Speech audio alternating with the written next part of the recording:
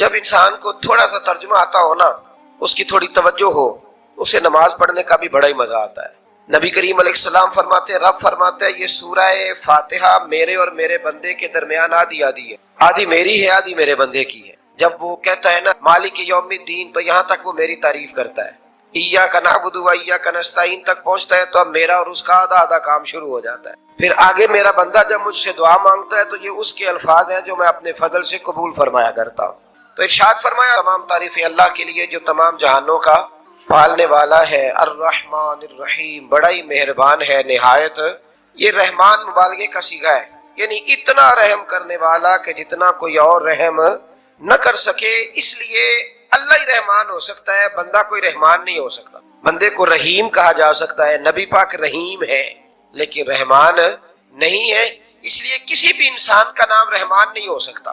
کسی دکان پر بعض اوقات لوگ نام رکھ لیتے ہیں رحمان بک ڈپو، تو یہ درست نہیں ہے۔ بندے کا نام رحمان نہیں ہو سکتا، عبد الرحمان، اس لیے کہ یہ لفظ رحمان خدا کے علاوہ کسی اور کے لیے بولنا درست نہیں ہے۔ پھر ارشاد فرمایا مالک یوم الدین، اللہ مالک ہے قیامت کے دن کا۔ تو یا اللہ آج کے دن کا مالک بھی تو ہی ہے، آج جو یکم رمضان مبارک ہے تو اس دن کا مالک بھی اللہ ہی ہے۔ تو یہ جو خاص کر کہا مالک یوم الدین، اس کا معنی یہ ہے کہ یہاں کچھ لوگ عارضی طور بھی تو بعض چیزوں کے مالک ہیں نا، یہ زمین میری ہے، یہ گھڑی میری ہے، یہ گھر میرا ہے، یہ بچے میرے ہیں، عارضی طور پر بھی تو لوگ مالک ہیں، لیکن قیامت کے دن عارضی طور پر بھی کوئی مالک نہیں ہوگا۔ قیامت میں ساری بادشاہی فقط میرے اللہ کی ہوگی۔ بلکہ رب کریم فرمائے گا کہاں ہیں وہ لوگ جو دنیا میں بادشاہ بنا کرتے، کدھر ہے؟ بڑے بڑے کج کلا جو کہتے تھے کہ ہم اٹھتے ہیں تو لوگ اٹھتے ہیں، بیٹھتے ہیں تو دنیا بیٹھ جاتی، وہ کہاں ہے؟ جب کوئی نہیں بولے گا تو رب فرمائے گا للہ الواحد القہار، آج ایک رب واحد اور قہار کی ہو۔ پھر ارشاد فرمایا ایاک نعبد و ایاک نستعین، بے شک ہم تیری ہی عبادت کرتے ہیں اور تجھی سے مدد چاہتے ہیں۔ عبادت بھی اللہ کی ہے اور مدد بھی، یہ جو بندوں کے ذریعے بعض اوقات مدد ہوتی ہے تو یہ مدد بھی اللہ کی ہے، یہ مدد بھی اللہ کی ہے۔ یہ کسی بندے نے مائک بنایا ہے جس کی مدد سے آپ تک آواز جا رہی ہے، تو اس کو عقل کس نے دی تھی بنانے کی؟ تو پھر مدد کس کی ہوئی؟ اللہ کی۔ تو دنیا میں کوئی بھی جو مدد کرتا ہے وہ اللہ کے ولی کریں، نبی کرے، پیغمبر کریں، تو وہ مدد کس کی ہے؟ اللہ کی، اس لیے کہ وہ ذاتی طور پر کچھ بھی نہیں کر سکتے، اگر اللہ انہیں توفیق نہ دے وہ کسی کی مدد نہیں کر سکتے۔ تو ایاک نعبد و ایاک نستعین، ہم تیری ہی عبادت کرتے ہیں، تجھی سے مدد چاہتے ہیں۔ اہدنا الصراط المستقیم، اے اللہ ہمیں سیدھا راستہ دکھا۔ کون سا راستہ سیدھا ہے؟ کون سا راستہ سیدھا ہے؟ تو اللہ نے خود ہی فرمایا ایسے ہی نہ بھٹک جانا، راستہ سیدھا وہ ہے صراط الذین انعمت علیہم، ان لوگوں کا راستہ سیدھا ہے جن پر اللہ نے انعام فرمایا ہے۔ اور وہ کون ہے؟ قرآن مجید نے خود فرمایا انعم اللہ علیہم من النبیین والصدیقین والشہداء والصالحین، وہ نبی ہے، صدیق ہے، شہید ہے اور نیک لوگ ہیں۔ فرمایا اپنی مرضی کے راستے پہ چلو گے تو بھٹک جاؤ گے، رب کی بارگاہ میں سوال کرنا کہ وہ تمہیں نبیوں کے، صدیقوں کے، شہیدوں کے اور نیک لوگوں کے راستے پہ چلائے۔ غیر المغضوب علیہم ولا الضالین، نہ ان لوگوں کے راستے پہ چلا جن پر تیرا غضب ہوا، اور نہ ان کے راستے پہ چلا جن پر تو ناراض ہوا، جنہیں تو نے گمراہ کیا، ان لوگوں کے راستے پہ نہ چلا، بلکہ ان لوگوں کے راستے پہ چلا جن پر تیرا انعام ہوا۔ یہ جو لوگ ہیں نا مغضوب علیہم ولا الضالین، ایک گروہ یہودیوں کا ہے اور ایک عیسائیوں کا ہے۔ کہا جا رہا ہے یا اللہ نہ یہودیوں کے راستے پہ چلا اور نہ عیسائیوں کے راستے پہ چلا، ہمیں تو ابوبکر صدیق کے راستے پہ چلا، ہمیں تو عمر فاروق کے راستے پہ چلا، عثمان غنی، مولا علی اور جناب ابو ہریرہ کے راستے پہ چلا۔ اب یہ سورہ فاتحہ کا تو میں نے مکمل ترجمہ عرض کیا۔ سورہ بقرہ یہ قرآن مجید کی سب سے بڑی سورہ ہے۔ ایک حدیث اس کی فضیلت پہ سن لیں، نبی کریم علیہ السلام نے فرمایا جس گھر میں سورۃ بقرہ پڑھی جائے نا، فرمایا جن کیا وہاں سے تو شیطان بھی بھاگ جاتا ہے۔ سورہ بقرہ گھروں میں پڑھیں، یہ سب سے بڑا تعویذ ہے اگر گھر میں جنات ہوں، کوئی آسیب ہو، اور یہ وہ والا تعویذ ہے جو مدینے والے رسول نے عطا فرمایا ہے۔ یہ سب سے بڑی سورہ ہے۔ مفسرین فرماتے ہیں اگر کوئی استدلال کی قوت رکھتا ہو تو ایک 100 چیز کا اللہ نے حکم دیا ہے، بلکہ امام اعظم فرماتے ہیں 100 تھوڑی ہے، میری نظر سے پڑھو تو 1000 چیزوں کا حکم دیا، 1000 سے منع کیا ہے، اور 1000 قسم کی نصیحتیں اللہ کریم نے سورہ بقرہ کے اندر فرمائی۔ اس سورہ مبارکہ کا جو پہلا رکوع ہے نا، اس میں جو سب سے پہلی آیت ہے وہ ہے الف لام میم، ان کو کہتے ہیں حروف مقطعات۔ پہلا لفظ ہی جب کوئی قرآن مجید کا پڑھتا ہے نا، بہت بڑا عالم فاضل، بہت بڑا محدث، تو اسے یہ کہنا پڑتا ہے کہ میں نہیں جانتا، اللہ جانتا ہے یا اللہ کا رسول جانتا ہے۔ الف لام میم کا معنی ہم نہیں جانتے، اللہ جانے یا اللہ کا رسول جانے، یا جس کو وہ دونوں بتا دیں وہ جانتا ہے، ورنہ یہ اللہ اور اس کے رسول کا راز ہے۔ یہ آگے ارشاد فرمایا ذالک الکتاب لا ریب فیہ، یہ وہ عظیم کتاب ہے جس میں شک کی کوئی گنجائش نہیں ہے۔ ھدی للمتقین، یہ ہدایت ہے پرہیزگاروں کے لیے۔ سوال یہ ہوتا تھا کہ یا اللہ جو متقی پرہیزگار ہیں وہ تو پہلے ہی ہدایت پہ ہیں، تو قرآن بھی اگر انہیں ہدایت دے گا تو پھر جو گنہگار ہیں ان کی ہدایت کہاں ہے؟ تو اس آیہ مقدسہ کا معنی مفسرین نے یہ بیان فرمایا ہے کہ مطلب اس کا یہ ہے کہ قرآن ہدایت دیتا سب کو ہے، لیکن اس سے ہدایت حاصل متقی لوگ کر۔ بارش برستی ہے نا سب جگہوں پہ، لیکن اگر کسی نے فرش کرایا ہو، ٹائلیں لگوائی ہو، تو وہاں پھل پھول اگ سکتے ہیں، سبزہ اگ سکتا ہے، اس کے لیے زمین کا زرخیز ہونا شرط ہے۔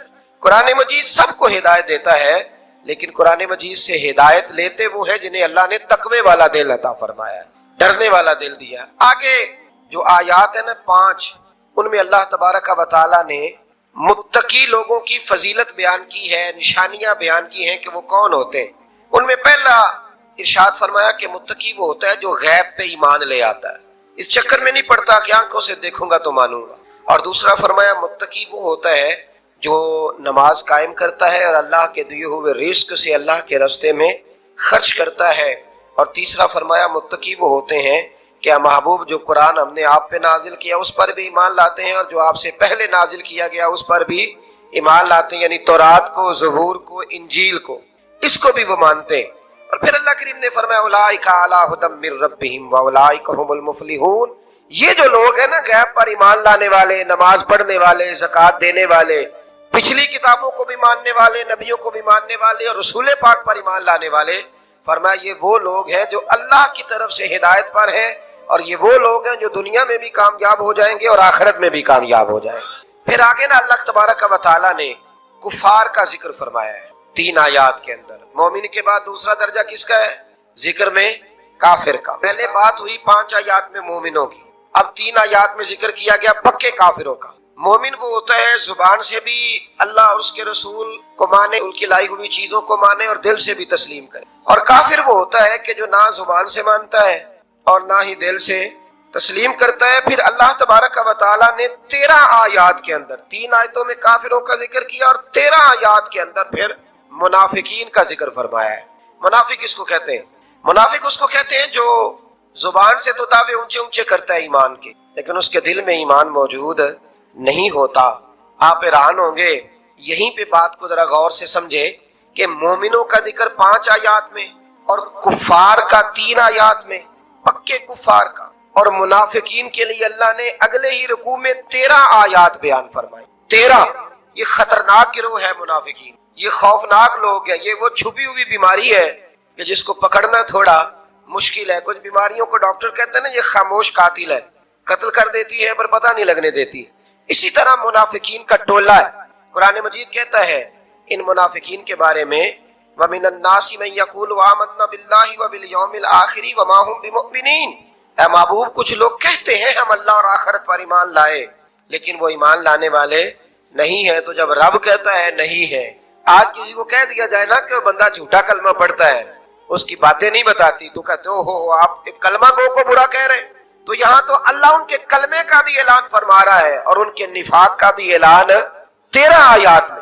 اور رب فرماتا ہے یخادعون اللہ والذین آمنوا وما یخدعون الا انفسهم وما یشعرون، فرمایا وہ اللہ کو دھوکہ دینا چاہتے ہیں مومنوں کو، حالانکہ نہیں دھوکہ دیتے مگر اپنی ہی جانوں کو، انہیں شعور ہی نہیں۔ اللہ تبارک و تعالیٰ نے 13 آیات کے اندر، مکہ مکرمہ میں منافق کوئی نہیں تھا جب تک حضور نے ہجرت نہیں کی تھی۔ کیوں؟ اس لیے کہ وہاں جو کلمہ پڑھتا تھا اسے مار کھانی پڑتی تھی، تو کسی کو کیا مصیبت پڑی تھی جھوٹا کلمہ پڑھ کے مار کھائے۔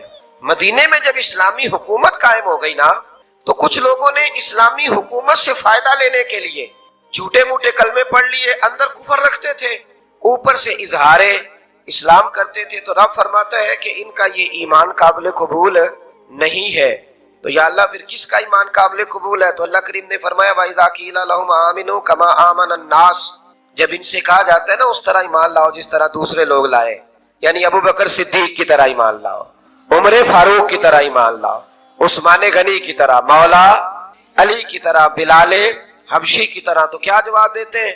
قالوا انؤمن کما آمن السفہاء، کیا اس طرح ایمان لائے جس طرح یہ بیوقوف ایمان لائے؟ الا انہم هم السفہاء، اللہ فرماتا ہے خبردار بے شک وہی بیوقوف ہے، ولکن لا یعلمون، لیکن انہیں اس کا علم نہیں ہے. وہ کہا کرتے تھے کہ یہ تو بیوقوف ہے معاذ اللہ. ابو بکر صدیق نے سارا ہی مال دے دیا نبی پاک کو، عمر فاروق نے آدھا دے دیا، مولا علی نے سارا کچھ حضور کے نام کر دیا، عثمان جو کماتے محنت کے ساتھ وہ سارا وہاں جا کے پیش کر دیتے ہیں، تو بیوقوفی ہے. آج بھی کچھ لوگ کہتے ہیں کلمہ پڑھنا چاہیے سیدھا سیدھا. یہ کیا بات ہو گئی کہ بندہ مسیتڑ ہی ہو جائے؟ کاروبار بھی تو کرنا ہے نا، نماز روزہ بھی، تو بیوقوفی ہے. اللہ جواب دیتا ہے، فرمایا الا انہم هم السفہاء، خبردار بیوقوف تو تم ہو کہ میرے محبوب کی شریعت کا، دین کا، روحانیت کا سورج چمک رہا ہے اور تم نے فیض ہی کوئی نہیں حاصل کیا. تو میرے بھائیوں، صحابہ کا ایمان وہ ایمان ہے، اہل بیت نبوت کا وہ ایمان ہے کہ اللہ کو ایمان بھی وہ والا پسند ہے جو حضور کے غلاموں جیسا ایمان ہو. اللہ تبارک و تعالیٰ نے منافقین کا ذکر فرمایا تو پھر اللہ کریم نے فرمایا یہ تو وہ بیوقوف لوگ ہیں، اس آدمی کی طرح جو آگ جب پوری جلا لیتا ہے نا، روشنی پھیل جاتی ہے تو پھر اللہ اس کا نور لے جاتا ہے. انہوں نے بھی چلاکیاں کر کے تھوڑا سا ماحول بنایا تھا تو اللہ نے ان کے سارے پردے کھول، ان کے پاس کچھ باقی بچا، ان کے پردے کھول گئے. رسول کریم علیہ السلام کی بارگاہ میں نا ایک دن ان منافقین نے شرارت کر دی. منافقین نے شرارت کیا کی؟ جب حضور صلی اللہ علیہ وسلم نے فرمایا نا پوچھو جو پوچھنا ہے، تو امام راضی کہتے ہیں یہ پیچھے نمازیں پڑھتے تھے، یہ 313 تھے حضور کے پیچھے. اگر مدینے میں رہ کے منافق ہو سکتے ہیں تو باقی ملکوں میں بھی تو ہو ہی سکتے ہیں نا جی. حضور کے پیچھے نمازیں پڑھتے تھے تو ایک دن کہنے لگے نہیں یہ کہتے ہیں جو مرضی پوچھو تو ہم پیچھے نمازیں پڑھتے ہیں، ہمارا انہیں پتہ نہیں. جب یہ اعتراض کیا نا حضور کے علم پر، آپ سمجھ لیں کہ حضور کے علم پر اعتراض کرنا طریقہ کس کا ہے؟ طریقہ کس کا ہے حضور کے علم مبارک پر اعتراض کرنا؟ کہنے لگے پیچھے نمازیں پڑھتے ہیں، انہیں پتہ ہی نہیں. جب یہ کہا تو اللہ کے رسول نے نا، جمعے والا دن تھا، حضور نے فرمایا میرے علم پر اعتراض کرتے ہو؟ 70 بندے نام لے کر اور ولدیتیں لے کر، بلکہ بہت سارے ایسے تھے جنہیں کنفرم ہو گیا کہ ولدیت اصل میں ہے کیا، انہیں طے ہو گیا.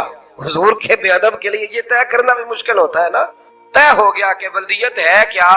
70 بندے نام لے کے حضور نے مسجد نبی سے نکال دیے. فرمایا یا فلاں بن فلاں قم فخرج فإنک منافق، او فلاں کے بیٹے فلاں کھڑا ہو جا، نکل جا تو منافق ہے. حضور نے 70 بندے نکال دیے. اب 70 بندے اکٹھے گلی میں نکلے تو رش تو پڑ جاتا ہے نا.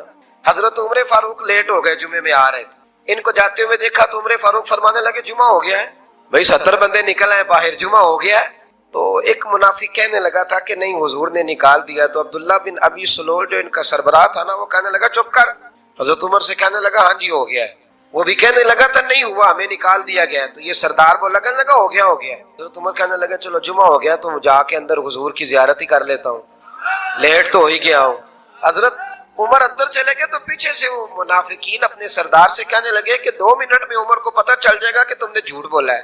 عمر کو جا کے پتہ چل جائے. کہنے لگا بڑے پاگل ہو، میں نے تمہاری جان بچائی ہے، نبی پاک نے تو مسجد سے نکالا ہے نا. عمر کو پتہ چل جاتا نا ہم منافق ہیں. تو ابو بکر بھی مسجد میں تھے، علی بھی مسجد میں تھے، عثمان بھی مسجد میں تھے، بچانے والا ہی کوئی نہیں تھا. عمر نے تلوار لے کے تو دنیا سے ہی نکال دینا تھا. تو میں نے جان بچائی ہے، اب جائیں گے نا اندر تو حضور ٹھنڈا کر دیں گے، فرمائیں گے چلو میں نے نکال جو دیا. تو یہ وہ منافقین کی جماعت ہے. دوسرے سے تیسرے رکوع میں نا اللہ تعالیٰ نے انسان کو یاد کرایا ہے کہ تو نے عبادت اپنے رب کی کرنی، اور فرمایا رب تمہارا وہ ہے جس نے تمہارے لیے زمین کو فرش بنایا ہے، آسمان کو چھت بنایا ہے، اور آسمان سے پانی برسا کے تو زمین سے پھل اگائے ہیں، رزق لکم، وہ بھی تیرے کھانے کے لیے اگائے ہیں. وہ جو آسمان سے بارش برسا کے زمین سے سبز اور پھل اگائے ہیں تو وہ بھی تیرے لیے. جب سارا کچھ تیرے لیے بنایا تو بھی تو عبادت کرنا اپنے رب کی، پھر کسی کو اس کا شریک نہ ٹھہرا. ایک چیلنج بھی کیا قرآن مجید نے اس رکوع کے اندر. جیب میں بہت زیادہ پیسے رکھنے والا، خوش شکل نظر آنے والا، پیٹ بھر کے روٹی کھانے والا شخص بھی ڈھونڈتا پھرتا ہے کہ آخر میں پریشان ہوں کیوں. آپ انسانیت کی تاریخ پڑھیں گے تو آپ کو معلوم ہوگا کہ انسان نے کبھی پتھر کی پوجا کی، کبھی معاذ اللہ چاند سورج کی، درختوں کی، بتوں کی پوجا کی. معاذ اللہ یہ غلط ڈائریکشن پہ تو چڑھ گیا، لیکن ایسا نہیں ہے کہ کوئی بندہ دنیا میں آیا ہو اور کسی کی اس نے عبادت نہ کی ہو. اس لیے کہ اللہ تبارک و تعالیٰ نے جس طرح ہمارے جسم میں کھانے کی طلب رکھی ہے، پینے کی طلب رکھی ہے، سونے کی طلب رکھی ہے، اسی طرح اللہ تعالیٰ نے عبادت کے لیے طلب رکھی ہے جسم میں۔ یہ تو ہوا کہ انسان گمراہ ہو گیا، غلط رستوں پہ چل نکلا، اس نے جھوٹے معبودوں کی طرف معاذ اللہ توجہ کر لی، لیکن وہ کسی نہ کسی کے سامنے جھکتا رہا، چونکہ اس کے وجود میں طلب تھی، شوق تھا اسے کہ وہ عبادت کرے۔ اللہ تبارک و تعالیٰ جب مسلمان کو توفیق دے اور اللہ کی بارگاہ کی جانب وہ رجوع کرے تو پھر اس کا رویہ یہ ہونا چاہیے کہ اس کی توجہ ہو اللہ کی جانب۔ ہمارے ہاں تسبیحات پڑھ لی جاتی ہیں اگر کبھی موقع ملے، لیکن وہ خاص انہماک، وہ خاص شوق، وہ خاص ذوق اللہ تبارک و تعالیٰ کی عبادت کا، ایک ہوتا ہے نماز پڑھنا، ایک ہوتا ہے اہتمام کے ساتھ نماز پڑھنا، یعنی ذرا وقت پہ اٹھنا، ذرا صحیح کر کے وضو کرنا، ذرا شوق سے مصلی بچھانا۔ ایک ہوتا ہے تسبیح پڑھ لینا، اور ایک ہوتا ہے ذرا تھوڑا سا نا شوق کے ساتھ اللہ کو یاد کرنا۔ آپ کبھی جو میں نے آیہ کریمہ پڑھی اس کی آپ شان نزول دیکھیں، نبی کریم صلی اللہ تعالی علیہ وسلم کے نا کچھ صحابہ اللہ کی محبت کے شوق میں حضور کی بارگاہ میں حاضر ہوئے، اور انہوں نے آ کے عرض پتہ کیا کیا، عرض کرنے لگے یا رسول اللہ صلی اللہ تعالی علیہ وسلم سالوں بیت گئے ہیں سجدے کرتے ہوئے، حضور سالوں بیت گئے ہیں تسبیح پڑھتے ہوئے، سالوں بیت گئے کہتے ہوئے کہ سبحان اللہ وہ پاک ہے، ہمیں سالوں بیت گئے یہ کہتے ہوئے کہ اللہ اکبر وہی سب سے بڑا ہے، سالوں بیت گئے کہتے ہوئے کہ الحمدللہ ساری تعریفیں اللہ کے لیے، سالوں بیت گئے اس کی تسبیح کرتے، تحلیل کرتے، تکبیر کہتے۔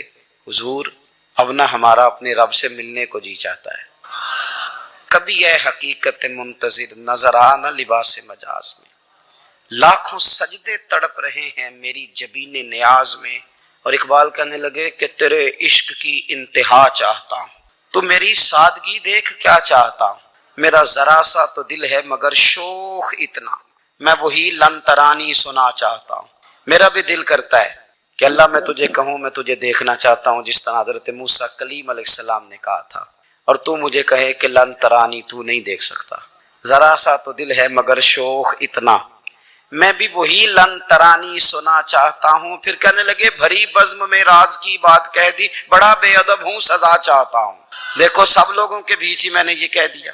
میرے عزیز صحابہ نا شوق میں، کتنے سارے لوگ ہیں آپ، کتنی ماشاءاللہ بڑی تعداد میں آپ آئے ہیں، ہم بھی کبھی اس شوق میں گئے ہیں کہ ہمارے رب کو دیکھنے کو دل چاہتا ہے، ہمارا جی چاہے وہ کبھی ہمیں ملے، ہم کبھی اس کی زیارت کریں، اس کی بارگاہ کرم میں ہم حاضر ہوں۔ صحابہ نے عرض کیا یا رسول اللہ صلی اللہ تعالی علیہ وسلم ہمارا رب کہاں ہے، ہمارا نا اپنے رب کو دیکھنے کو جی چاہتا ہے۔ جب صحابہ نے یہ عرض کیا تو اللہ نے قرآن مجید نازل کیا، فرمایا وَإِذَا سَأَلَكَ عِبَادِي أَنِّي فَإِنِّي قَرِيبٌ، محبوب جب میرے بندے آپ کی بارگاہ میں آ کے میرے بارے میں پوچھے نا تو ان سے کہہ دینا میں ان کے قریب ہی ہوں، قریب ہی ہوں۔ دلیل کیا ہے؟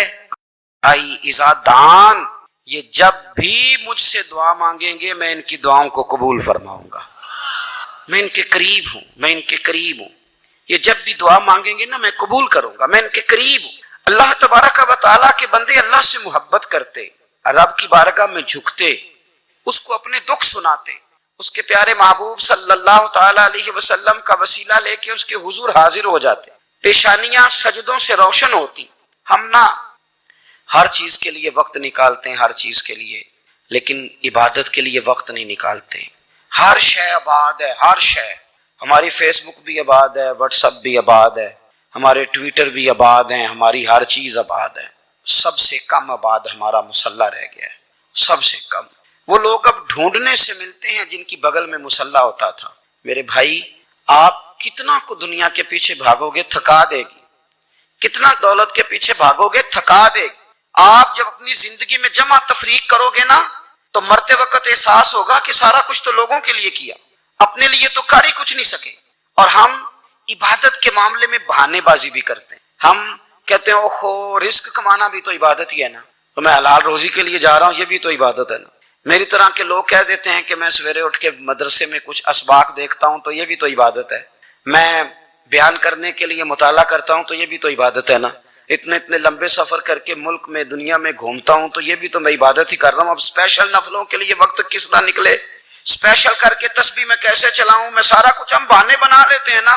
میرا سوال یہ ہے کہ یہ ساری باتیں صحابہ کو، نبی کریم کو، دیگر لوگوں کو بھی تو پتہ تھی نا، لیکن آپ غور تو کریں 23 سال حضور کو وقت ملا، مختصر وقت ظاہراً تبلیغ کرنے کے لیے، پوری دنیا میں دین بھی پھیلانا ہے، گھر میں 11 ازواج ہے، 4 بیٹیاں ہیں، ان کی اولادیں، سارے کام کاج بھی دیکھنے ہیں، لیکن سیدہ طیبہ طاہرہ حضرت عائشہ صدیقہ رضی اللہ تعالیٰ عنہ فرماتی ہیں سارا دن تبلیغ کرتے، ہر غلام کے دکھ سنتے، گھر میں آتے تو اپنے گھر والوں کا خیال کرتے، کام میں ہمارا ہاتھ بٹاتے، قربان جاؤں، کہتی ہیں زمانہ سارا سو جاتا لیکن آمنہ کے لال مصلی بچھا لیتے، دنیا سو گئی، ساری سب سو گئے، خدام تھے وہ جو غلام تھے وہ سو گئے، صحیح مسلم میں لفظ ملیں گے، سیدہ پاک فرماتی ہیں او میرے نبی کے غلاموں، میں نے یہ رنگ بھی دیکھا ہے کہ حضور نے اتنا کھڑے رہے، اتنا قیام کیا کہ مقدس پیروں میں